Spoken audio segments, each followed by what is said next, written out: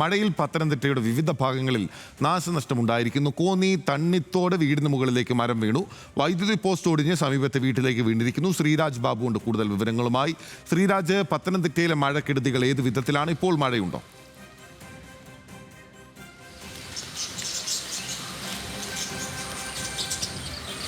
മഴയിൽ പത്തനംതിട്ടയുടെ വിവിധ ഭാഗങ്ങളിൽ നാശനഷ്ടം ഉണ്ടായിരിക്കുന്നു.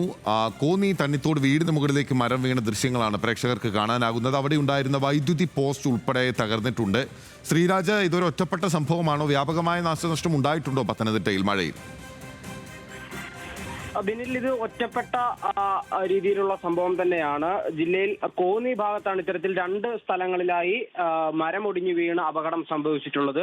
ഒന്ന്, ഇത്തരത്തിൽ മരമൊടിഞ്ഞു വീണ് വീടിന്റെ മുകളിലേക്കാണ് മരമൊടിഞ്ഞ് വീണത്. പക്ഷേ വീടിന് കാര്യമായ നാശനഷ്ടങ്ങൾ സംഭവിച്ചിട്ടില്ല.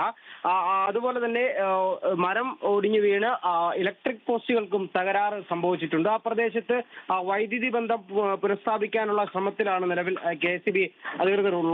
കോന്നി ഇളക്കുള്ളൂരിന് സമീപമായിരുന്നു ഇത്തരത്തിൽ സ്കൂളിന് സമീപത്തേക്ക് മരമൊടിഞ്ഞു വീണ ഒരു സാഹചര്യം ഉണ്ടായത്. എന്തായാലും നിലവിൽ മഴ മാറി നിൽക്കുന്ന സാഹചര്യമാണ് ഇവിടെ ഉള്ളത്. ഇന്ന് പുലർച്ചെയൊക്കെ തന്നെ ശക്തമായ മഴ ഉണ്ടായിരുന്നെങ്കിൽ പോലും നിലവിൽ മഴ മാറി നിൽക്കുന്ന സാഹചര്യമുണ്ട്. എന്തായാലും നിലവിൽ ഈ വീടിന് കാര്യമായ കേടുപാടുകൾ ഇല്ല എന്നത് ആശ്വാസകരമായ കാര്യം തന്നെയാണ്. അതുപോലെ തന്നെ ഈ വൈദ്യുതി പോസ്റ്റ് ഒടിഞ്ഞു വീണ ഭാഗത്തെ വൈദ്യുതി ബന്ധം പുനഃസ്ഥാപിക്കാനുള്ള ശ്രമങ്ങളും തുടരുകയാണ്. ബിനിൽ.